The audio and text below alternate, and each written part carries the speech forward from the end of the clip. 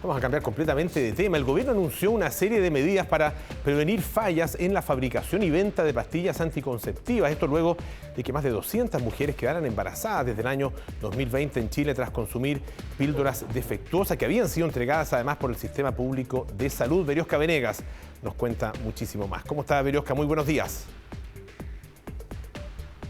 ¿Qué tal? ¿Cómo estás, Polo? Muy buenos días. Hablamos de un poco más de 260 mujeres que a nivel país quedaron embarazadas tomando métodos anticonceptivos que fueron levantados en alerta desde el año 2020 hasta el presente año. Uno de esos fármacos que levantó esa alerta era entregado por un centro de salud familiar y es por eso que se presentó la Agenda Sanitaria de Género.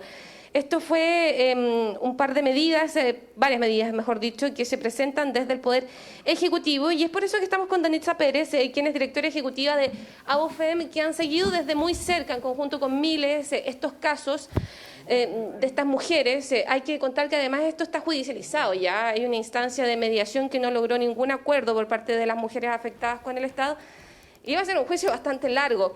Y en relación a las medidas específicamente, a estas medidas administrativas, ¿quedan satisfechas con esto? ¿Hay algo que les genere algún tipo de ruido frente a la reparación finalmente que eventualmente se podría entregar?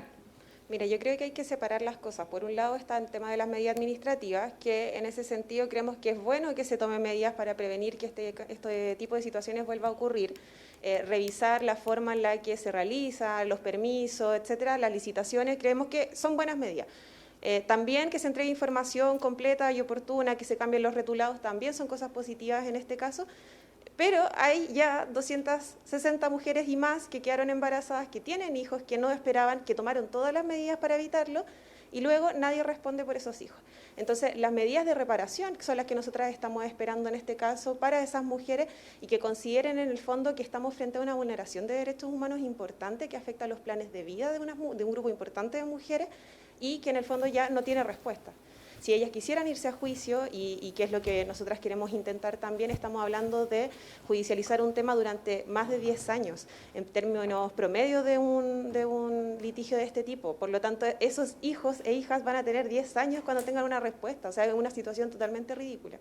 Danitza, aquí varias cosas en relación al tema judicial. Como te explicaba Polo y también acotaba aquí Danitza, cuando fueron las primeras fallas, un grupo de mujeres que llegaron hasta ABOFEM y Miles llevaron a esta instancia una mediación que no llegó a ningún acuerdo y es por eso que habla de este juicio. Y por otro lado, hay un proyecto de ley que fue presentado el año 2021 que ha sido firmado por varias parlamentarias que habla de una modificación al Código Sanitario y habla de una reparación para todas las mujeres que se hayan visto afectados. Sin embargo, ayer la ministra de Salud señalaba que esto no será retroactivo. Ahí se genera una situación compleja cuando hablamos de medidas que se están tomando, ¿no?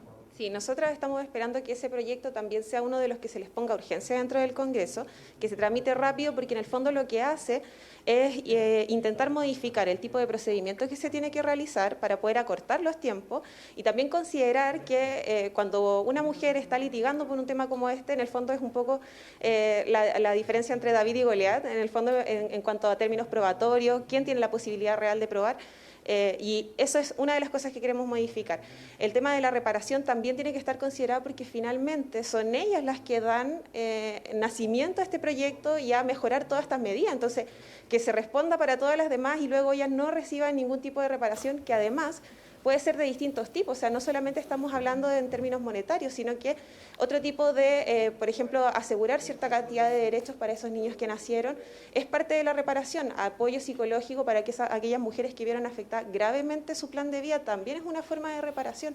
Entonces, hay distintas vías que nosotras creemos que cerrarlas en este momento es equivocado.